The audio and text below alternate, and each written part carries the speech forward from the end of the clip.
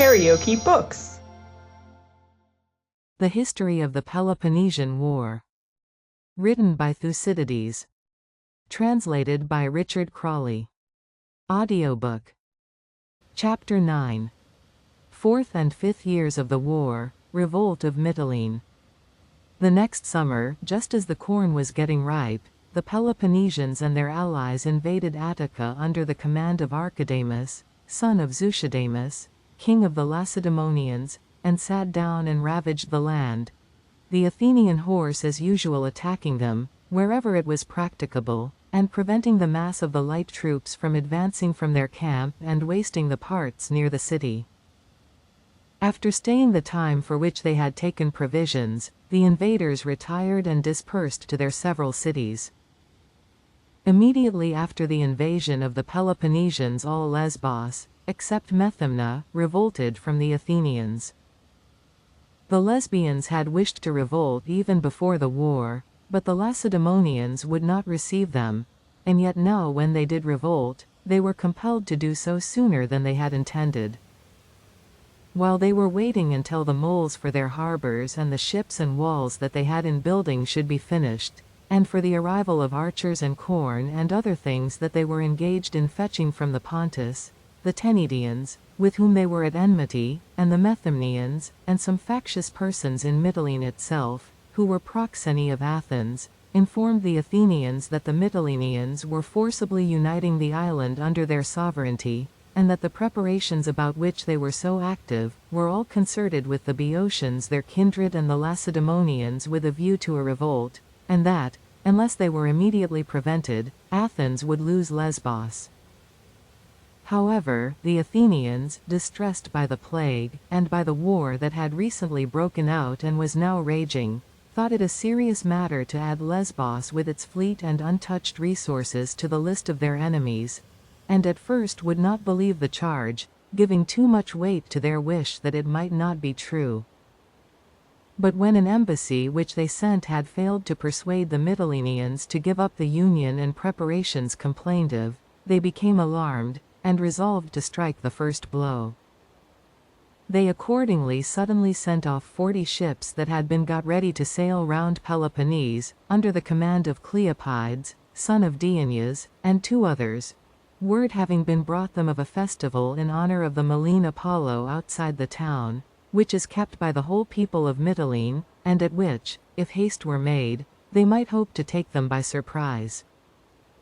If this plan succeeded, well and good; if not, they were to order the Mytileneans to deliver up their ships and to pull down their walls, and if they did not obey, to declare war. The ships accordingly set out, the 10 galleys, forming the contingent of the Mytileneans present with the fleet according to the terms of the alliance, being detained by the Athenians, and their crews placed in custody. However, the Mytileneans were informed of the expedition by a man who crossed from Athens to Euboea, and going overland to Gerestus, sailed from thence by a merchantman which he found on the point of putting to sea, and so arrived at Mytilene the 3rd day after leaving Athens. The Mytileneans accordingly refrained from going out to the temple at Malea, and moreover barricaded and kept guard round the half-finished parts of their walls and harbors. When the Athenians sailed in not long after and saw how things stood, the generals delivered their orders, and upon the Mytileneans refusing to obey, commenced hostilities. The Mytileneans, thus compelled to go to war without notice and unprepared, at first sailed out with their fleet and made some show of fighting, a little in front of the harbor, but being driven back by the Athenian ships, immediately offered to treat with the commanders, wishing, if possible, to get the ships away for the present upon any tolerable terms. The Athenian commanders accepted their offers, being themselves fearful that they might not be able to cope with the whole of Lesbos, and an armistice having been concluded, the Mytileneans sent to Athens one of the informers, already repentant of his conduct, and others with him, to try to persuade the Athenians of the innocence of their intentions and to get the fleet recalled. In the meantime, having no great hope of a favorable answer from Athens, They also sent off a galley with envoys to Lacedaemon, unobserved by the Athenian fleet which was anchored at Malea to the north of the town. While these envoys, reaching Lacedaemon after a difficult journey across the open sea, were negotiating for succors being sent them, the ambassadors from Athens returned without having effected anything, and hostilities were at once begun by the Mytileneans and the rest of Lesbos, with the exception of the Methymnians, who came to the aid of the Athenians with the Imbrians and Lemnians and some few of the other allies. The Mytileneans made a sortie with all their forces against the Athenian camp, and a battle ensued, in which they gained some slight advantage, but retired notwithstanding, not feeling sufficient confidence in themselves to spend the night upon the field. After this they kept quiet, wishing to wait for the chance of reinforcements arriving from Peloponnese before making a second venture, being encouraged by the arrival of Meleas, a Laconian, and Hermowondas, a Theban, who had been sent off before the insurrection but had been unable to reach Lesbos before the Athenian expedition, and who now stole in a galley after the battle, and advised them to send another galley and envoys back with them, which the Mytileneans accordingly did. Meanwhile the Athenians, greatly encouraged by the inaction of the Mytileneans, summoned allies to their aid, who came in all the quicker from seeing so little vigor displayed by the Lesbians, and bringing round their ships to a new station to the south of the town, fortified 2 camps, one on each side of the city, and instituted a blockade of both the harbors. The sea was thus closed against the Mytileneans, who, however, commanded the whole country, with the rest of the Lesbians who had now joined them, the Athenians only holding a limited area round their camps, and using Malea more as the station for their ships and their market. While the war went on in this way at Mytilene, the Athenians, about the same time in this summer, also sent 30 ships to Peloponnese under Asopius, son of Phormio, the Acarnanians insisting that the commander sent should be some son or relative of Phormio. As the ships coasted along shore they ravaged the seaboard of Laconia, after which Asopius sent most of the fleet home, and himself went on with 12 vessels to Naupactus, and afterwards raising the whole Acarnanian population made an expedition against Oenidae, the fleet sailing along the Achelous, while the army laid waste the country. The inhabitants, however, showing no signs of submitting, he dismissed the land forces and himself sailed to Leucas, and making a descent upon Nericus was cut off during his retreat, and most of his troops with him, by the people in those parts aided by some coast guards, after which the Athenians sailed away, recovering their dead from the Leucadians under truce. Meanwhile the envoys of the Mytileneans sent out in the first ship were told by the Lacedaemonians to come to Olympia, in order that the rest of the allies might hear them and decide upon their matter, and so they journeyed thither. It was the Olympiad in which the Rhodian Doriaeus gained his second victory, and the envoys having been introduced to make their speech after the festival, spoke as follows. Lacedaemonians and allies, the rule established among the Hellenes is not unknown to us. Those who revolt in war and forsake their former confederacy are favorably regarded by those who receive them, in so far as they are of use to them, but otherwise are thought less well of, through being considered traitors to their former friends. Nor is this an unfair way of judging, where the rebels and the power from whom they secede are at one in policy and sympathy, and a match for each other in resources and power, and where no reasonable ground exists for the rebellion. But with us and the Athenians this was not the case, and no one need think the worse of us for revolting from them in danger, after having been honored by them in time of peace. Justice and honesty will be the first topics of our speech, especially as we are asking for alliance, because we know that there can never be any solid friendship between individuals or union between communities that is worth the name, unless the parties be persuaded of each other's honesty, and be generally congenial the one to the other, since from difference in feeling springs also difference in conduct. Between ourselves and the Athenians alliance began, when you withdrew from the Median war and they remained to finish the business. But we did not become allies of the Athenians for the subjugation of the Hellenes, but allies of the Hellenes for their liberation from the Mede. And as long as the Athenians led us fairly, we followed them loyally. But when we saw them relax their hostility to the Mede, to try to compass the subjection of the allies, then our apprehensions began. Unable, however, to unite and defend themselves, on account of the number of confederates that had votes, all the allies were enslaved, except ourselves and the Chians, who continued to send our contingents as independent and nominally free. Trust in Athens as a leader, however, we could no longer feel, judging by the examples already given, it being unlikely that she would reduce our fellow confederates, and not do the same by us who were left, if ever she had the power.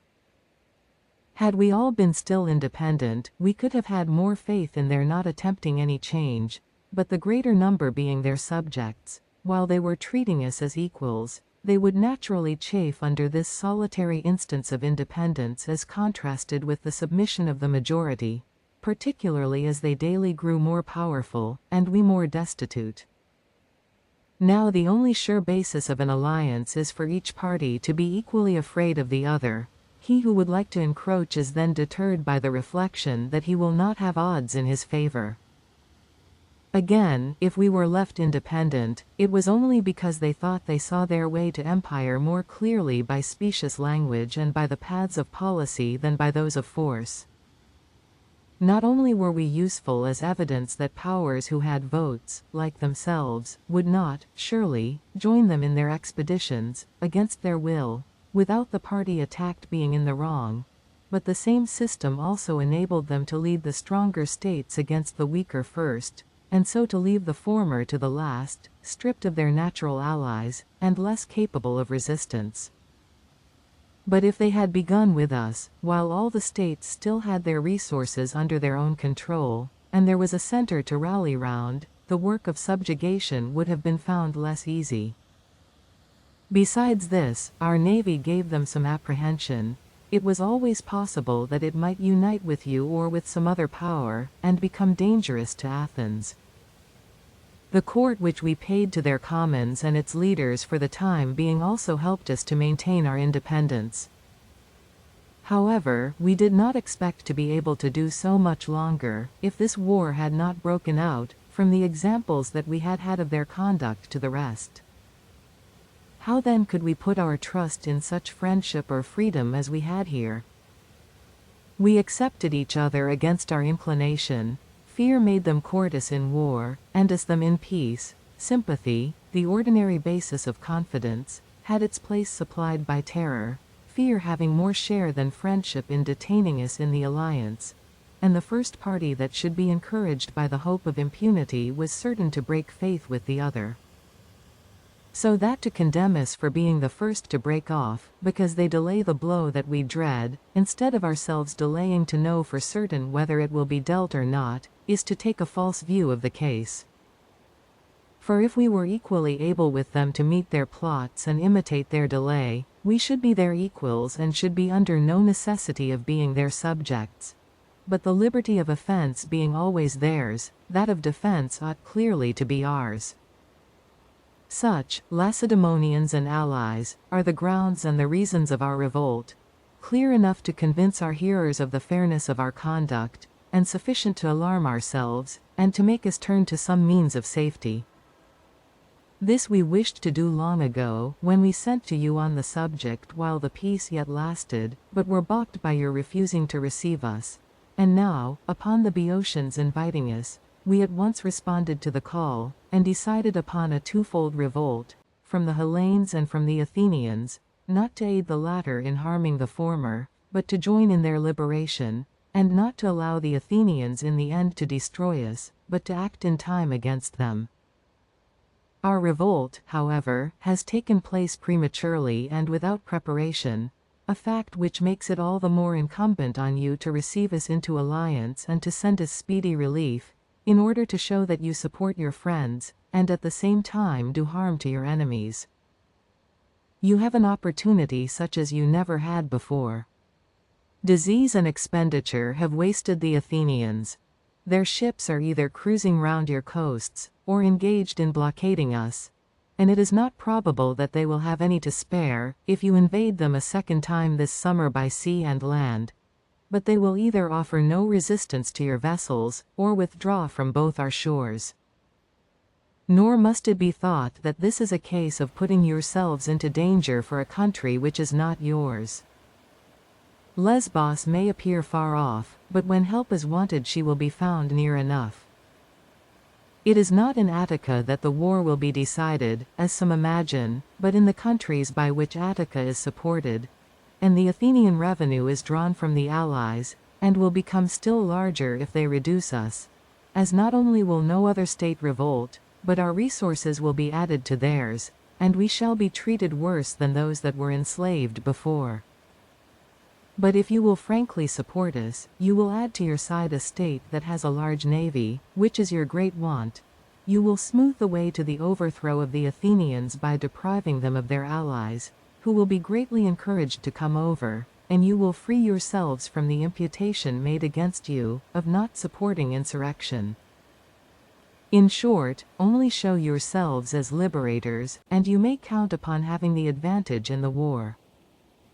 Respect, therefore, the hopes placed in you by the Hellenes, and that Olympian Zeus, in whose temple we stand as very suppliants.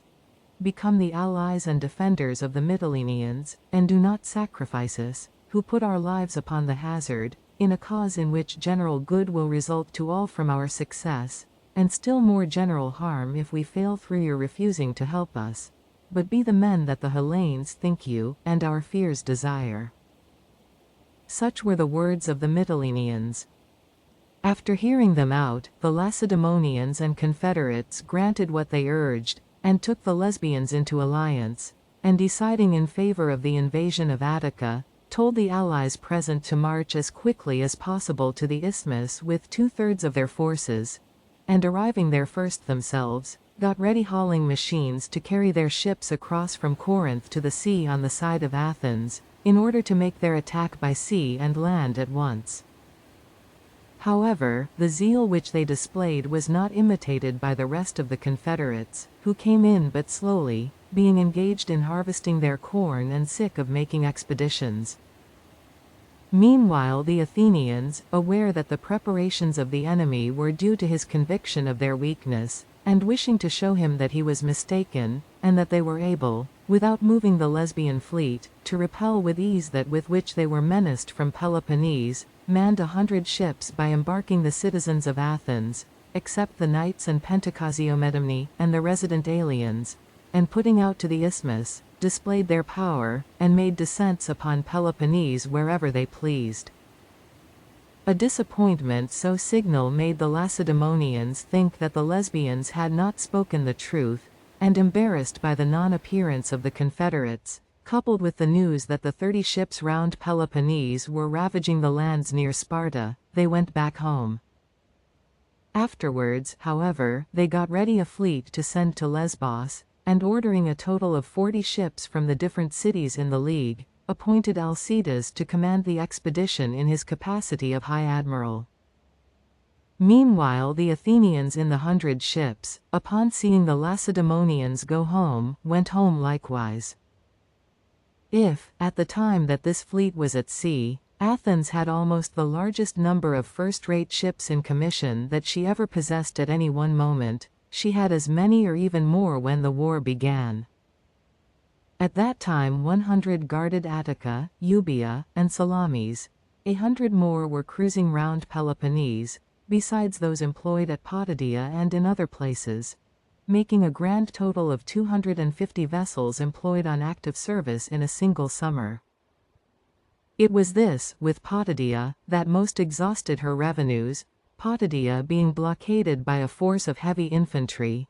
each drawing 2 drachmae a day, one for himself and another for his servant, which amounted to 3,000 at first, and was kept at this number down to the end of the siege, besides 1,600 with Phormio who went away before it was over, and the ships being all paid at the same rate. In this way her money was wasted at first, and this was the largest number of ships ever manned by her. About the same time that the Lacedaemonians were at the isthmus, the Mytileneans marched by land with their mercenaries against Methymna, which they thought to gain by treachery. After assaulting the town, and not meeting with the success that they anticipated, they withdrew to Antissa, Pyrrha, and Eresus, and taking measures for the better security of these towns and strengthening their walls, hastily returned home. After their departure the Methymnians marched against Antissa, but were defeated in a sortie by the Antissians and their mercenaries, and retreated in haste after losing many of their number. Word of this reaching Athens, and the Athenians learning that the Mytileneans were masters of the country and their own soldiers unable to hold them in check, they sent out about the beginning of autumn Paches, son of Epicurus, to take the command, and 1,000 Athenian heavy infantry, who worked their own passage and, arriving at Mytilene, built a single wall all round it, forts being erected at some of the strongest points. Mytilene was thus blockaded strictly on both sides, by land and by sea, and winter now drew near. The Athenians needing money for the siege, although they had for the first time raised a contribution of 200 talents from their own citizens, now sent out 12 ships to levy subsidies from their allies, with Lysicles and 4 others in command. After cruising to different places and laying them under contribution, Lysicles went up the country from Myus, in Caria, across the plain of the Meander, as far as the hill of Sandius, and being attacked by the Carians and the people of Anaia, was slain with many of his soldiers. The same winter the Plataeans, who were still being besieged by the Peloponnesians and Boeotians, distressed by the failure of their provisions, and seeing no hope of relief from Athens, nor any other means of safety, formed a scheme with the Athenians besieged with them for escaping, if possible, by forcing their way over the enemy's walls, the attempt having been suggested by Theonetus, son of Tolmedes, a soothsayer, and Eupompides, son of Dimachus, one of their generals. At first all were to join, afterwards, half hung back, thinking the risk great. About 220, however, voluntarily persevered in the attempt, which was carried out in the following way. Ladders were made to match the height of the enemy's wall, which they measured by the layers of bricks, the side turned towards them not being thoroughly whitewashed. These were counted by many persons at once, and though some might miss the right calculation, most would hit upon it, particularly as they counted over and over again, and were no great way from the wall, but could see it easily enough for their purpose. The length required for the ladders was thus obtained, being calculated from the breadth of the brick. Now the wall of the Peloponnesians was constructed as follows. It consisted of 2 lines drawn round the place, one against the Plataeans, the other against any attack on the outside from Athens, about 16 feet apart. The intermediate space of 16 feet was occupied by huts portioned out among the soldiers on guard, and built in one block, so as to give the appearance of a single thick wall with battlements on either side. At intervals of every 10 battlements were towers of considerable size, and the same breadth as the wall, reaching right across from its inner to its outer face, with no means of passing except through the middle. Accordingly, on stormy and wet nights the battlements were deserted, and guard kept from the towers, which were not far apart and roofed in above. Such being the structure of the wall by which the Plataeans were blockaded, when their preparations were completed, they waited for a stormy night of wind and rain and without any moon, and then set out, guided by the authors of the enterprise.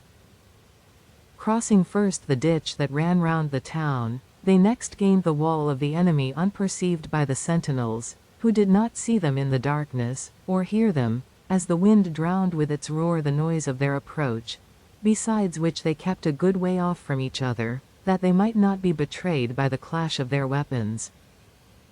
They were also lightly equipped, and had only the left foot shod to preserve them from slipping in the mire. They came up to the battlements at one of the intermediate spaces where they knew them to be unguarded. Those who carried the ladders went first and planted them, next 12 light-armed soldiers with only a dagger and a breastplate mounted, led by Ammias, son of Corybus, who was the first on the wall, his followers getting up after him and going 6 to each of the towers. After these came another party of light troops armed with spears, whose shields, that they might advance the easier, were carried by men behind, who were to hand them to them when they found themselves in presence of the enemy.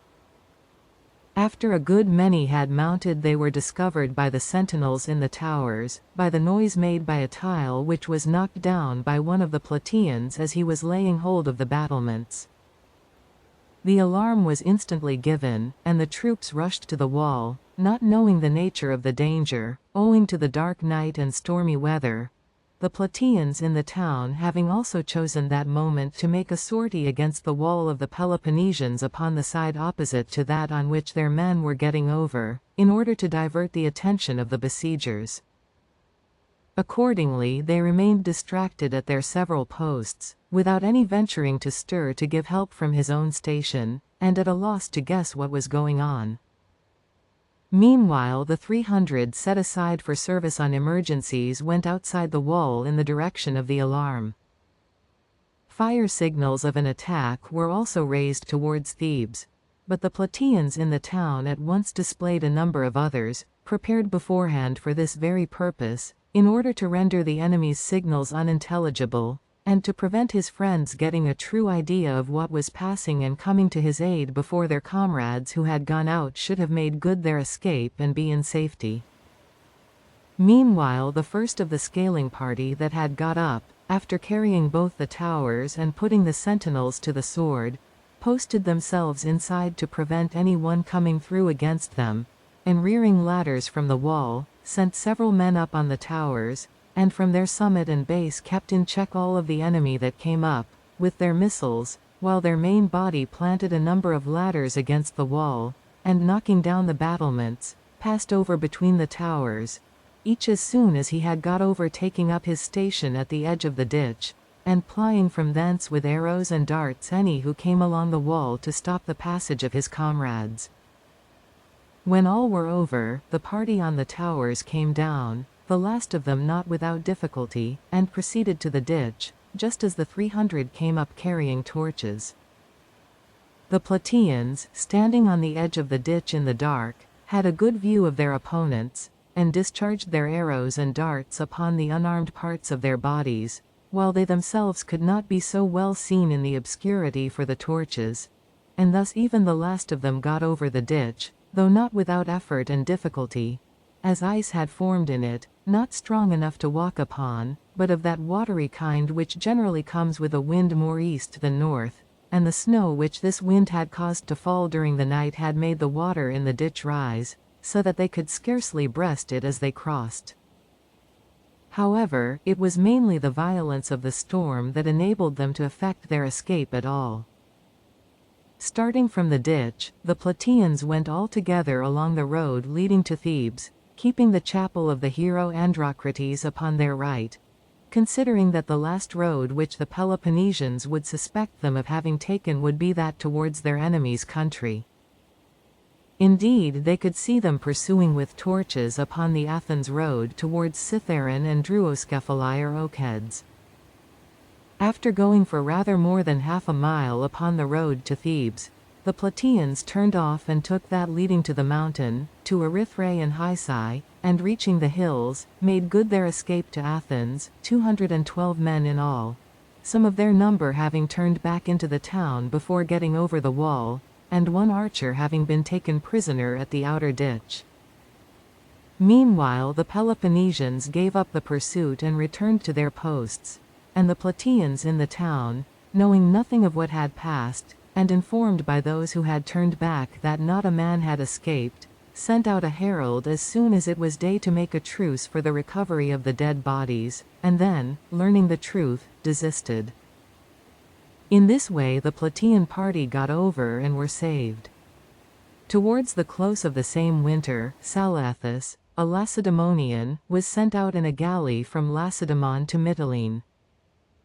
Going by sea to Pyrrha, and from thence overland, he passed along the bed of a torrent, where the line of circumvallation was passable, and thus entering unperceived into Mytilene, told the magistrates that Attica would certainly be invaded, and the 40 ships destined to relieve them arrive, and that he had been sent on to announce this and to superintend matters generally.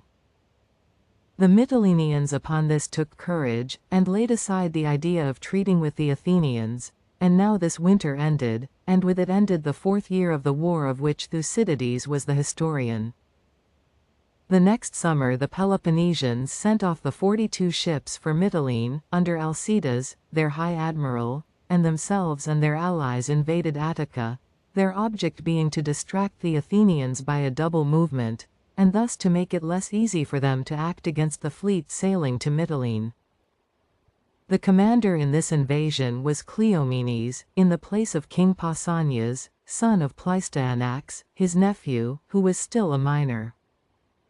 Not content with laying waste whatever had shot up in the parts which they had before devastated, the invaders now extended their ravages to lands passed over in their previous incursions, so that this invasion was more severely felt by the Athenians than any except the second, the enemy staying on until they had overrun most of the country, in the expectation of hearing from Lesbos of something having been achieved by their fleet, which they thought must now have got over.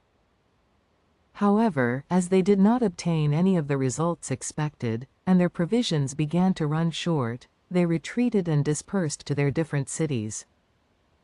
In the meantime the Mytileneans, finding their provisions failing, while the fleet from Peloponnese was loitering on the way instead of appearing at Mytilene, were compelled to come to terms with the Athenians in the following manner. Salaethus, having himself ceased to expect the fleet to arrive, now armed the commons with heavy armor, which they had not before possessed, with the intention of making a sortie against the Athenians. The commons, however, no sooner found themselves possessed of arms than they refused any longer to obey their officers, and forming in knots together, told the authorities to bring out in public the provisions and divide them amongst them all, or they would themselves come to terms with the Athenians and deliver up the city. The government, aware of their inability to prevent this, and of the danger they would be in, if left out of the capitulation, publicly agreed with Pauces and the army to surrender Mytilene at discretion and to admit the troops into the town, upon the understanding that the Mytileneans should be allowed to send an embassy to Athens to plead their cause, and that Pauces should not imprison, make slaves of, or put to death any of the citizens until its return. Such were the terms of the capitulation, in spite of which the chief authors of the negotiation with Lacedaemon were so completely overcome by terror when the army entered that they went and seated themselves by the altars, from which they were raised up by Pauces under promise that he would do them no wrong, and lodged by him in Tenedo, until he should learn the pleasure of the Athenians concerning them. Pauces also sent some galleys and seized Antissa, and took such other military measures as he thought advisable. Meanwhile the Peloponnesians in the 40 ships, who ought to have made all haste to relieve Mytilene, lost time in coming round Peloponnese itself, and proceeding leisurely on the remainder of the voyage, made Delos without having been seen by the Athenians at Athens, and from thence arriving at Icarus and Mykonos, there first heard of the fall of Mytilene. Wishing to know the truth, they put into Ambatum, in the Erythraeid, about 7 days after the capture of the town. Here they learned the truth, and began to consider what they were to do, and Tutiaplus, an Ellen, addressed them as follows. Alcides and Peloponnesians who share with me the command of this armament, my advice is to sail just as we are to Mytilene, before we have been heard of. We may expect to find the Athenians as much off their guard as men generally are who have just taken a city. This will certainly be so by sea, where they have no idea of any enemy attacking them, and where our strength, as it happens, mainly lies, while even their land forces are probably scattered about the houses in the carelessness of victory. If therefore we were to fall upon them suddenly and in the night, I have hopes, with the help of the well-wishers that we may have left inside the town, that we shall become masters of the place. Let us not shrink from the risk, But let us remember that this is just the occasion for one of the baseless panics common in war, and that to be able to guard against these in one's own case, and to detect the moment when an attack will find an enemy at this disadvantage, is what makes a successful general. These words of Tutiaplus failing to move Alcides, some of the Ionian exiles and the Lesbians with the expedition began to urge him, since this seemed too dangerous, to seize one of the Ionian cities or the Aeolic town of Semi, to use as a base for effecting the revolt of Ionia. This was by no means a hopeless enterprise, as their coming was welcome everywhere. Their object would be by this move to deprive Athens of her chief source of revenue, and at the same time to saddle her with expense, if she chose to blockade them, and they would probably induce Pisithnes to join them in the war. However, Alcides gave this proposal as bad a reception as the other, being eager, since he had come too late for Mytilene, to find himself back in Peloponnese as soon as possible. Accordingly, he put out from Ymbatum and proceeded along shore, and touching at the Tian town, Myonisus, there butchered most of the prisoners that he had taken on his passage. Upon his coming to anchor at Ephesus, envoys came to him from the Samians at Anaia, and told him that he was not going the right way to free Hellas in massacring men who had never raised a hand against him, and who were not enemies of his, but allies of Athens against their will, and that if he did not stop he would turn many more friends into enemies than enemies into friends. Alcides agreed to this, and let go all the Chians still in his hands and some of the others that he had taken. The inhabitants, instead of flying at the sight of his vessels, rather coming up to them, taking them for Athenian, having no sort of expectation that while the Athenians commanded the sea Peloponnesian ships would venture over to Ionia. From Ephesus Alcides set sail in haste and fled. He had been seen by the Salaminian and Paralian galleys, which happened to be sailing from Athens, while still at anchor off Clarus, and fearing pursuit he now made across the open sea, fully determined to touch nowhere, if he could help it, until he got to Peloponnese.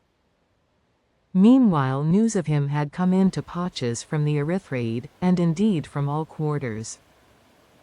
As Ionia was unfortified, great fears were felt that the Peloponnesians coasting along shore, even if they did not intend to stay, might make descents in passing and plunder the towns, and now the Paralian and Salaminian, having seen him at Clarus, themselves brought intelligence of the fact. Paucis accordingly gave hot chase, and continued the pursuit as far as the Isle of Patmos, and then finding that Alcides had got on too far to be overtaken, came back again. Meanwhile he thought it fortunate that, as he had not fallen in with them out at sea, he had not overtaken them anywhere where they would have been forced to encamp, and so give him the trouble of blockading them. On his return along shore he touched, among other places, at Notium, the port of Colophon, where the Colophonians had settled after the capture of the upper town by Itomenes and the barbarians, who had been called in by certain individuals in a party quarrel. The capture of the town took place about the time of the Second Peloponnesian invasion of Attica. However, the refugees, after settling at Notium, again split up into factions, one of which called in Arcadian and barbarian mercenaries from Pisithnes and, entrenching these in a quarter apart, formed a new community with the Median party of the Colophonians who joined them from the upper town. Their opponents had retired into exile, and now called in Paucis, who invited Hippias, the commander of the Arcadians in the fortified quarter, to a parley, upon condition that, if they could not agree, he was to be put back safe and sound in the fortification. However, upon his coming out to him, he put him into custody, though not in chains, and attacked suddenly and took by surprise the fortification, and putting the Arcadians and the barbarians found in it to the sword, afterwards took Hippias into it as he had promised, and, as soon as he was inside, seized him and shot him down. Paucis then gave up Notium to the Colophonians not of the Median party, and settlers were afterwards sent out from Athens, and the place colonized according to Athenian laws, after collecting all the colophonians found in any of the cities. Arrived at Mytilene, Paches reduced Pyrrha and Eresus, and finding the Lacedaemonian, Salathus, in hiding in the town, sent him off to Athens, together with the Mytileneans that he had placed in Tenedo, and any other persons that he thought concerned in the revolt. He also sent back the greater part of his forces, remaining with the rest to settle Mytilene and the rest of Lesbos as he thought best. Upon the arrival of the prisoners with Salathus, the Athenians at once put the latter to death, although he offered, among other things, to procure the withdrawal of the Peloponnesians from Plataea, which was still under siege, and after deliberating as to what they should do with the former, in the fury of the moment determined to put to death not only the prisoners at Athens, but the whole adult male population of Mytilene, and to make slaves of the women and children. It was remarked that Mytilene had revolted without being, like the rest, subjected to the empire, and what above all swelled the wrath of the Athenians was the fact of the Peloponnesian fleet having ventured over to Ionia to her support, a fact which was held to argue a long-meditated rebellion. They accordingly sent a galley to communicate the decree to Paches, commanding him to lose no time in dispatching the Mytileneans. The morrow brought repentance with it and reflection on the horrid cruelty of a decree, which condemned a whole city to the fate merited only by the guilty. This was no sooner perceived by the Mytilenean ambassadors at Athens and their Athenian supporters, than they moved the authorities to put the question again to the vote, which they the more easily consented to do, as they themselves plainly saw that most of the citizens wished someone to give them an opportunity for reconsidering the matter. An assembly was therefore at once called, and after much expression of opinion upon both sides, Cleon, son of Cleonidas, the same who had carried the former motion of putting the Mytileneans to death, the most violent man at Athens, and at that time by far the most powerful with the commons, came forward again and spoke as follows. I have often before now been convinced that a democracy is incapable of empire, and never more so than by your present change of mind in the matter of Mytilene. Fears or plots being unknown to you in your daily relations with each other, you feel just the same with regard to your allies, and never reflect that the mistakes into which you may be led by listening to their appeals, or by giving way to your own compassion, are full of danger to yourselves, and bring you no thanks for your weakness from your allies, entirely forgetting that your empire is a despotism and your subjects disaffected conspirators, whose obedience is ensured not by your suicidal concessions, but by the superiority given you by your own strength and not their loyalty. The most alarming feature in the case is the constant change of measures with which we appear to be threatened, and our seeming ignorance of the fact that bad laws which are never changed are better for a city than good ones that have no authority, that unlearned loyalty is more serviceable than quick-witted insubordination, and that ordinary men usually manage public affairs better than their more gifted fellows. The latter are always wanting to appear wiser than the laws, and to overrule every proposition brought forward, thinking that they cannot show their wit in more important matters, and by such behavior too often ruin their country, while those who mistrust their own cleverness are content to be less learned than the laws, and less able to pick holes in the speech of a good speaker, and being fair judges rather than rival athletes, generally conduct affairs successfully. These we ought to imitate, instead of being led on by cleverness and intellectual rivalry to advise your people against our real opinions. For myself, I adhere to my former opinion, and wonder at those who have proposed to reopen the case of the Mytileneans, and who are thus causing a delay which is all in favor of the guilty, by making the sufferer proceed against the offender with the edge of his anger blunted,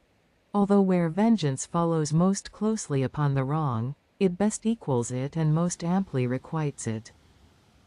I wonder also who will be the man who will maintain the contrary, and will pretend to show that the crimes of the Mytileneans are of service to us, and our misfortunes injurious to the allies. Such a man must plainly either have such confidence in his rhetoric as to adventure to prove that what has been once for all decided is still undetermined, or be bribed to try to delude us by elaborate sophisms. In such contests the state gives the rewards to others, and takes the dangers for herself. The persons to blame are you who are so foolish as to institute these contests. Who go to see an oration as you would to see a sight.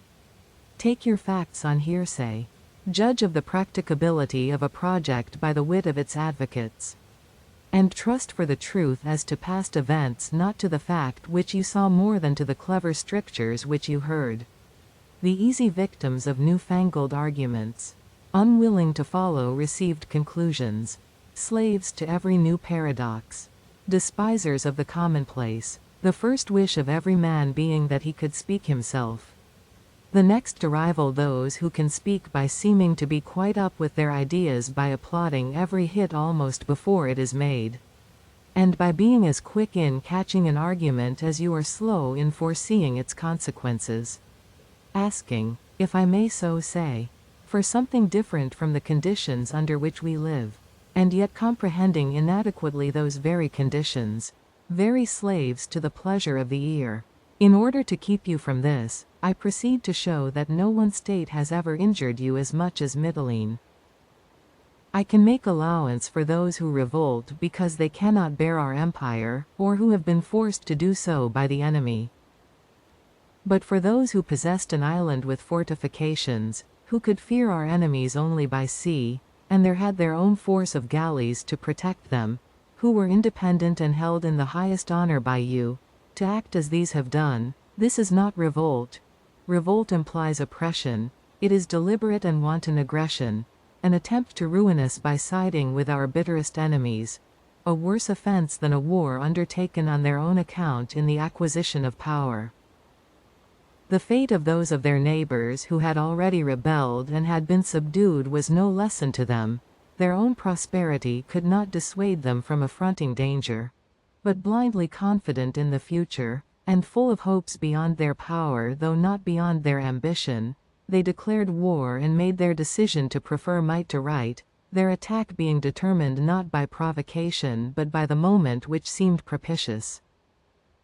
The truth is that great good fortune coming suddenly and unexpectedly tends to make a people insolent. In most cases it is safer for mankind to have success in reason than out of reason, and it is easier for them, one may say, to stave off adversity than to preserve prosperity. Our mistake has been to distinguish the Mytileneans as we have done. Had they been long ago treated like the rest, they never would have so far forgotten themselves, human nature being as surely made arrogant by consideration as it is awed by firmness. Let them now therefore be punished as their crime requires, and do not, while you condemn the aristocracy, absolve the people. This is certain, that all attacked you without distinction, although they might have come over to us and been now again in possession of their city. But no, they thought it safer to throw in their lot with the aristocracy and so joined their rebellion. Consider therefore, if you subject to the same punishment the ally who is forced to rebel by the enemy, and him who does so by his own free choice, which of them, think you, is there that will not rebel upon the slightest pretext, when the reward of success is freedom, and the penalty of failure nothing so very terrible? We meanwhile shall have to risk our money and our lives against one state after another, and if successful, shall receive a ruined town from which we can no longer draw the revenue upon which our strength depends. While if unsuccessful, we shall have an enemy the more upon our hands, and shall spend the time that might be employed in combating our existing foes in warring with our own allies. No hope, therefore, that rhetoric may instill or money purchase, of the mercy due to human infirmity must be held out to the Mytileneans. Their offense was not involuntary, but of malice and deliberate, and mercy is only for unwilling offenders. I therefore, now as before, persist against your reversing your first decision, or giving way to the three failings most fatal to empire: pity, sentiment, and indulgence. Compassion is due to those who can reciprocate the feeling, not to those who will never pity us in return, but are our natural and necessary foes. The orators who charm us with sentiment may find other less important arenas for their talents, in the place of one where the city pays a heavy penalty for a momentary pleasure, themselves receiving fine acknowledgments for their fine phrases. While indulgence should be shown towards those who will be our friends in future, instead of towards men who will remain just what they were, and as much our enemies as before. To sum up shortly, I say that if you follow my advice you will do what is just towards the Mytileneans, and at the same time expedient, while by a different decision you will not oblige them so much as pass sentence upon yourselves. For if they were right in rebelling, you must be wrong in ruling. However, if, right or wrong, you determine to rule, you must carry out your principle and punish the Mytileneans as your interest requires, or else you must give up your empire and cultivate honesty without danger. Make up your minds, therefore, to give them like for like, and do not let the victims who escaped the plot be more insensible than the conspirators who hatched it, but reflect what they would have done if victorious over you, especially they were the aggressors. It is they who wrong their neighbor without a cause, that pursue their victim to the death, on account of the danger which they foresee in letting their enemy survive, since the object of a wanton wrong is more dangerous, if he escape, than an enemy who has not this to complain of. Do not, therefore, be traitors to yourselves, but recall as nearly as possible the moment of suffering and the supreme importance which you then attached to their reduction, and now pay them back in their turn, without yielding to present weakness or forgetting the peril that once hung over you. Punish them as they deserve, and teach your other allies by a striking example that the penalty of rebellion is death.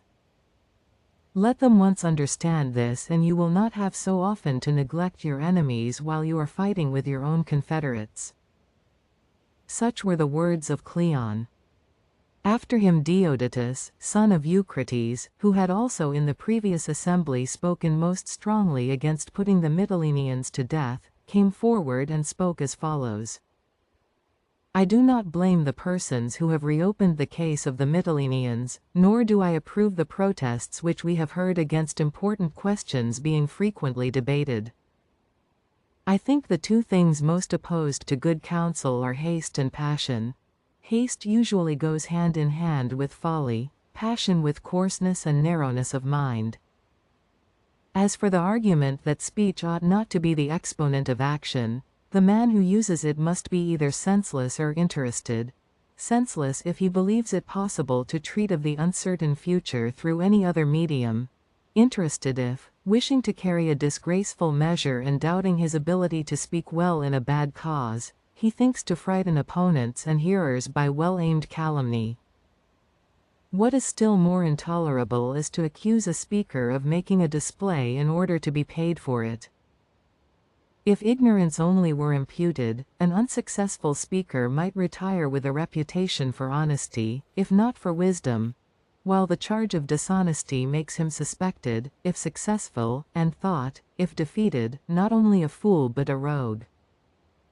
The city is no gainer by such a system, since fear deprives it of its advisers, although in truth, if our speakers are to make such assertions, it would be better for the country if they could not speak at all, as we should then make fewer blunders.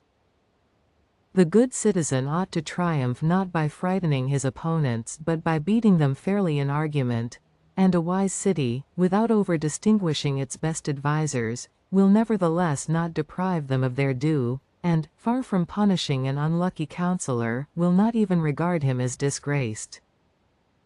In this way successful orators would be least tempted to sacrifice their convictions to popularity, in the hope of still higher honors, and unsuccessful speakers to resort to the same popular arts in order to win over the multitude.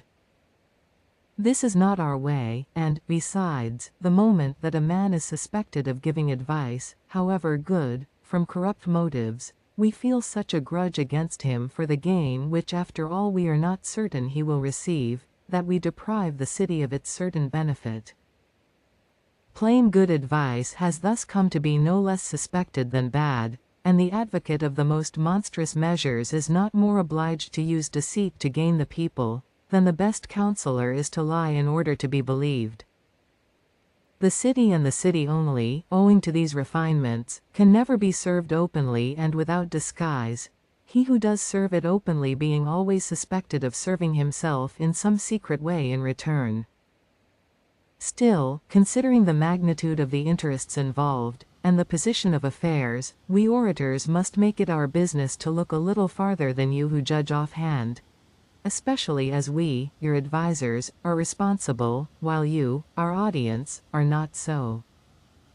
For if those who gave the advice, and those who took it, suffered equally, you would judge more calmly. As it is, you visit the disasters into which the whim of the moment may have led you upon the single person of your adviser, not upon yourselves, his numerous companions in error.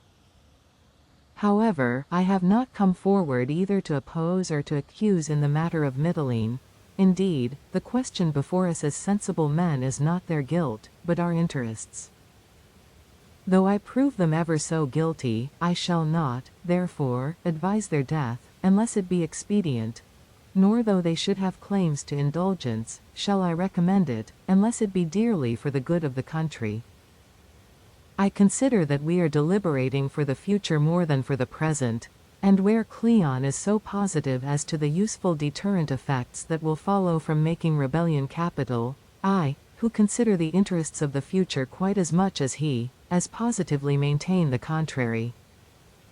And I require you not to reject my useful considerations for his specious ones. His speech may have the attraction of seeming the more just in your present temper against Mitylene, but we are not in a court of justice, but in a political assembly, and the question is not justice, but how to make the Mytileneans useful to Athens.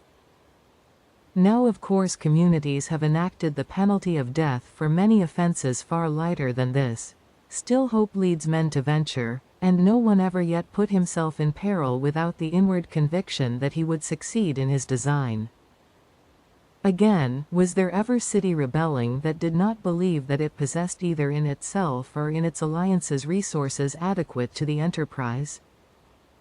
All, states and individuals, are alike prone to err, and there is no law that will prevent them, or why should men have exhausted the list of punishments in search of enactments to protect them from evildoers? It is probable that in early times the penalties for the greatest offences were less severe, and that, as these were disregarded, the penalty of death has been by degrees in most cases arrived at, which is itself disregarded in like manner. Either then some means of terror more terrible than this must be discovered, or it must be owned that this restraint is useless, and that as long as poverty gives men the courage of necessity, or plenty fills them with the ambition which belongs to insolence and pride, and the other conditions of life remain each under the thraldom of some fatal and master passion, so long will the impulse never be wanting to drive men into danger. Hope also and cupidity, the one leading and the other following, the one conceiving the attempt, the other suggesting the facility of succeeding, cause the widest ruin, and, although invisible agents, are far stronger than the dangers that are seen. Fortune, too, powerfully helps the delusion and, by the unexpected aid that she sometimes lends, tempts men to venture with inferior means. And this is especially the case with communities, because the stakes played for are the highest, freedom or empire, and, when all are acting together, each man irrationally magnifies his own capacity. In fine, it is impossible to prevent, and only great simplicity can hope to prevent, human nature doing what it has once set its mind upon, by force of law or by any other deterrent force whatsoever. We must not, therefore, commit ourselves to a false policy through a belief in the efficacy of the punishment of death, or exclude rebels from the hope of repentance and an early atonement of their error. Consider a moment. At present, if a city that has already revolted perceive that it cannot succeed, it will come to terms while it is still able to refund expenses, and pay tribute afterwards. In the other case, what city, think you, would not prepare better than is now done, and hold out to the last against its besiegers, if it is all one whether it surrender late or soon? And how can it be otherwise than hurtful to us to be put to the expense of a siege, because surrender is out of the question, and if we take the city, to receive a ruined town from which we can no longer draw the revenue which forms our real strength against the enemy? We must not, therefore, sit as strict judges of the offenders to our own prejudice, but rather see how by moderate chastisements we may be enabled to benefit in future by the revenue-producing powers of our dependencies, and we must make up our minds to look for our protection not to legal terrors but to careful administration. At present we do exactly the opposite. When a free community, held in subjection by force, rises, as is only natural, and asserts its independence, it is no sooner reduced than we fancy ourselves obliged to punish it severely, although the right course with freemen is not to chastise them rigorously when they do rise, but rigorously to watch them before they rise, and to prevent their ever entertaining the idea, and, the insurrection suppressed, to make as few responsible for it as possible. Only consider what a blunder you would commit in doing as Cleon recommends. As things are at present, in all the cities the people is your friend, and either does not revolt with the oligarchy, or, if forced to do so, becomes at once the enemy of the insurgents, so that in the war with the hostile city you have the masses on your side. But if you butcher the people of Mytilene, who had nothing to do with the revolt, and who, as soon as they got arms, of their own motion surrendered the town, first you will commit the crime of killing your benefactors, and next you will play directly into the hands of the higher classes, who when they induce their cities to rise, will immediately have the people on their side, through your having announced in advance the same punishment for those who are guilty and for those who are not. On the contrary, even if they were guilty, you ought to seem not to notice it, in order to avoid alienating the only class still friendly to us.